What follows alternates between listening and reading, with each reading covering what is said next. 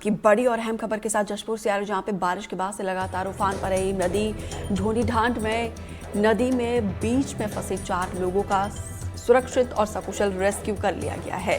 प्रशासन ने काफी मशक्कत के बाद सभी को बचाया है। नदी का जलस्तर बढ़ने से ये सभी लोग फंस गए थे। तस्वीरें में आपको दिखा रहे हैं, ये 4 लोगों की जान इस नदी के बीचों बीच फंस गई थी। जैसे ही जानकारी प्रशासन को लगी, मौके पर पहुंची है और काफी मशक्कत के बाद से चारों को सुरक्षित बाहर निकाला गया है। देखिए, ये तस्वीरें अब तब आई है जब अभी मॉनसून पूरी तरीके से एक्टिव नहीं हुआ है। मॉनसून सिर्फ दस्तक दे चुका है। ऐसे में नदी नाले उफान पर है।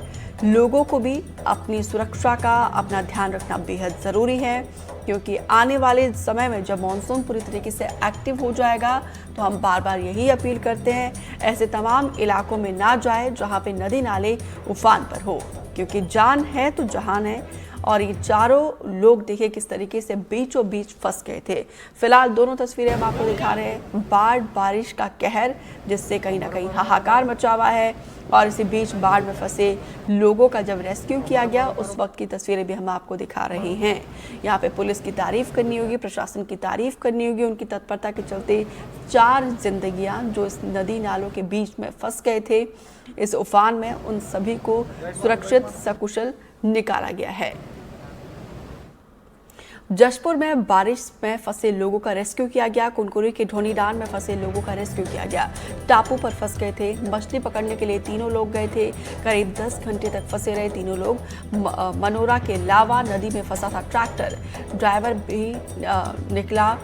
यहाँ पे पानी कम होने पर पैदल ही बाहर आया। देखिए, एक के बाद एक की तस्वीरें हम आपको दिखा रहे हैं जशपुर की, जहाँ पे देखिए ये लोग मछली पकड़ने के लिए नदी में गए थे, लेकिन इसी बीच जो उफान पर नदी थी और इसके बीच फंस गए थे। और इन सभी को 10 घंटे के बाद जो फंसे रहे थे सभी को निकाला गया है। ढोनीढांड में फंसे लोगों का रेस्क्यू किया गया है। टापू में फंस गए थे मछली पकड़ने के लिए गए तीनों लोग। करीब 10 घंटे तक ये लोग मनोरा के लावा नदी में फंसा रहा। ये ट्रैक्टर भी और लोगों के साथ और ड्राइवर भी यहाँ पे निकला है। साथ ही आपको बता दें कि पानी कम होने पर पैदल ही बाहर आया। तो ये दोनों तस्वीरें हम आपको दिखा रहे हैं। यहाँ पे देखिए एसडीआरएफ की टीम पूरी तरीके से एक्टिव है, क्योंकि बारिश के दिनों में जिस तरीके से नदी नाले उफान पर रहते हैं, एहतियातन प्रशासन पूरी तरीके से चौकस है। और उसी की चौकसी के चलते यहाँ पे लोगों को 2 ऑपरेशन करके, यहाँ पे इससे पहले की तस्वीर भी हमने आपको दिखाई कैसे यहाँ पे लोगों को सुरक्षित बाहर निकाला है। और यहाँ पे देखिए ट्रैक्टर भी फंस गया था। और फिलहाल दोनों तस्वीरें समझिए आप। एक तस्वीर में जब ट्रैक्टर के साथ ड्राइवर फंस गया था, दूसरी तस्वीर में ये लोग मछली पकड़ने के लिए नदी के बीचों बीच गए थे। दोनों का सफलतापूर्वक रेस्क्यू किया गया है प्रशासन के द्वारा। जशपुर से बड़ी खबर आ रही, जहां पे राजपुरी नदी में आई है बाढ़। मुख्यालय से टूटा है ग्राम पंचायतों का संपर्क। 12 से ज्यादा ग्राम पंचायतों का संपर्क टूटा है। ग्रामीण सालों से पुल की मांग कर रहे हैं। पुल नहीं होने से परेशान होते हैं ग्रामीण। जशपुर जिले में राजपुरी नदी में बाढ़ देखने का और मिल रही है। और यहाँ पे बगीचा विकासखंड मुख्यालय से 12 से ज्यादा ग्राम पंचायतों का संपर्क टूट चुका है। यहाँ पे आपको बता दें कि पुल नहीं होने के चलते हर साल ग्रामीणों को दिक्कत होती है और ग्रामीण सालों से पुल निर्माण की मांग कर रहे हैं।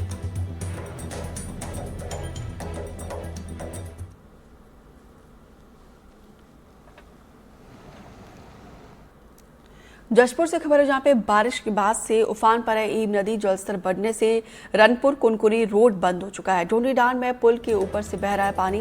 पुल ओवरफ्लो होने से लोगों को परेशानी हो रही है। कई किलोमीटर घूमकर अब लोगों को सफर करना पड़ रहा है, क्योंकि यहाँ पे वाटर लेवल काफ़ी ज़्यादा बढ़ गया है। और ऐसे में लोग जो कुछ यहाँ से ये पुल क्रॉस भी कर रहे हैं तो अपनी जान जोखिम में डालकर ये पुल क्रॉस कर रहे हैं। ऐसे में देखा है कि किस तरीके से यहाँ पे लोग फंसे रहे हैं। प्रशासन के द्वारा सभी को रेस्क्यू किया गया है। अब क्योंकि जलस्तर इतना ज़्यादा बढ़ गया है कि अब ये पुल भी डूब चुका है, वाटर लेवल इतना ज़्यादा बढ़ गया है। ऐसे में लोगों को जब सफ़र करना पड़ रहा है तो काफ़ी दूर और लंबा सफ़र तय करके अपने काम के लिए जाना पड़ रहा है, क्योंकि देखिए किस तरीके से बारिश के बाद से ये तमाम नदी नाले उफान पर है। ईब नदी ढोनीढांड में पुल के ऊपर से पानी बह रहा है। पुल ओवरफ्लो होने से लोगों को परेशानी हो रही है। कई किलोमीटर घूमकर अपना ये सफ़र अपना काम करना पड़ रहा है लोगों को। बारिश के बाद से उफान पर है ईब नदी।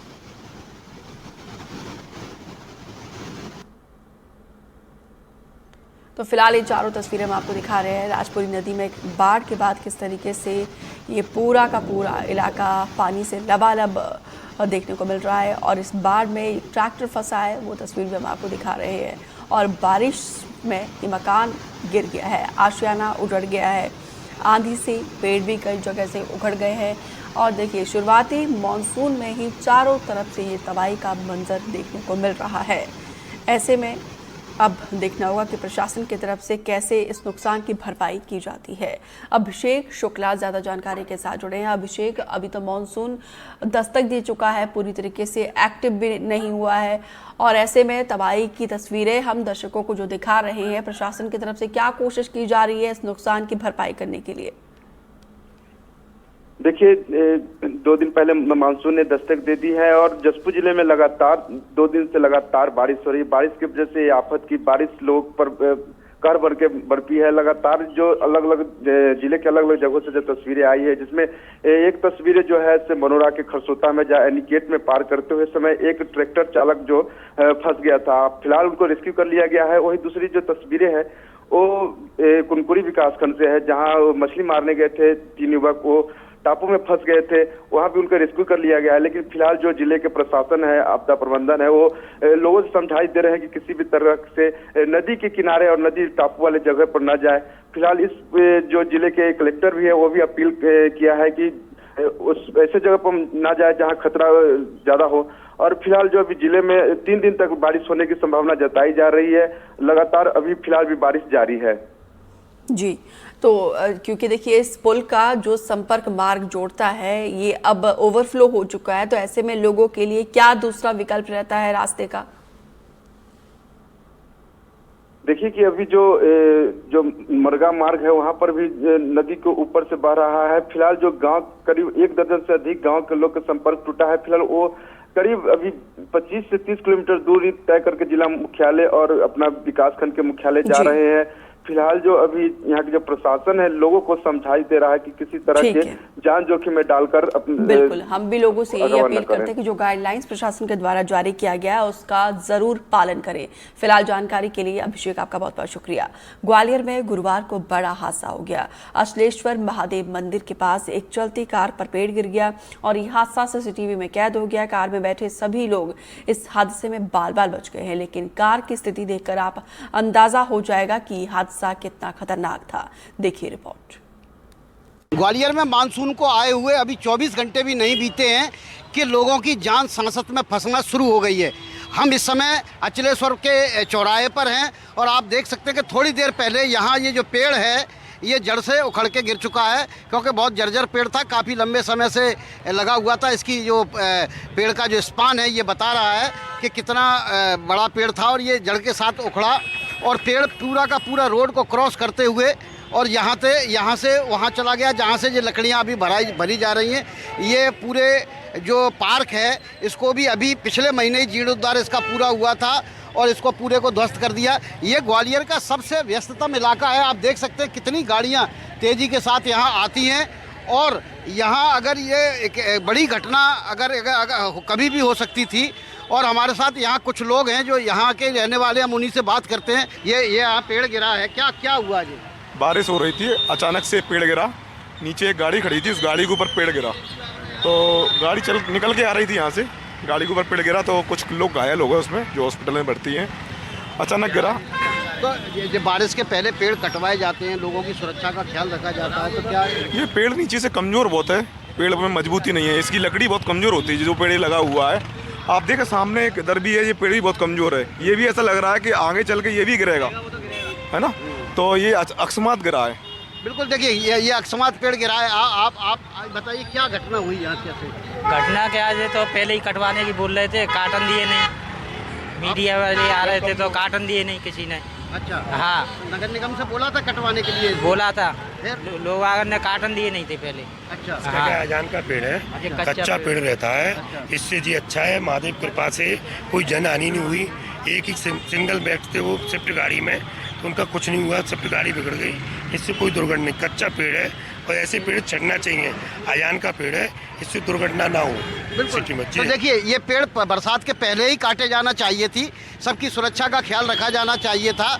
क्योंकि आप देख सकते हैं यहाँ इतना तेज़ी के साथ ट्रैफिक आता जाता है कि अगर कोई घटना बड़ी होती है तो निश्चित तौर पर यहाँ लोगों को काफ़ी दिक्कत का सामना करना पड़ता है। कितनी लकड़ी अभी तक ले जा चुके हैं? अभी तीन चार ट्रॉली गई हैं। अच्छा, पत्ती लकड़ी सब भर गए। अच्छा, तो जब आए थे तब क्या स्थिति थी? हम लेट आए थे। तो देखिए, अभी इस पार्क का भी जीर्णोद्धार हुआ था और ये भी देखिए इसको भी नुकसान पहुंचा है, आप देख सकते हैं। और किस तरह से लोगों की जान के साथ खिलवाड़ किया जा रहा है, क्योंकि वैसे जब बरसात होती है तो नगर निगम की तरफ से बड़े बड़े दावे किए जाते हैं कि हम पेड़ों को छटाई करवाएंगे, कटाई करवाएंगे, लेकिन आप देख सकते हैं कि रोड के ऊपर अभी भी ये पेड़ जो है लटके हुए हैं और ये सबसे व्यस्ततम इलाका और यही हालत पूरे शहर की है। तो जहाँ लोग बच्चों को साथ में लेके जाते हैं, गाड़ियों से निकलते हैं, और आज एक बड़ी घटना यहाँ टल गई, क्योंकि यहाँ उस समय संयोग से केवल एक गाड़ी निकल रही थी, अन्यथा तो गाड़ियों की लाइन यहाँ लगी रहती है और कोई बड़ी घटना भी हो सकती थी। लेकिन केवल एक गाड़ी स्विफ्ट उसके चपेट में आई, एक मोटरसाइकिल चपेट में आई, लेकिन उनको भी कोई ज़्यादा चोट नहीं लगी, ऐसा लोगों का कहना है। हालांकि उनको अस्पताल में भर्ती कराया गया है। तो बरसात के पहले जो तैयारियां होना चाहिए थी, उनकी पोल मानसून के 24 घंटे के अंदर ही खुल गई है। ग्वालियर से देवश्री माली, NDTV।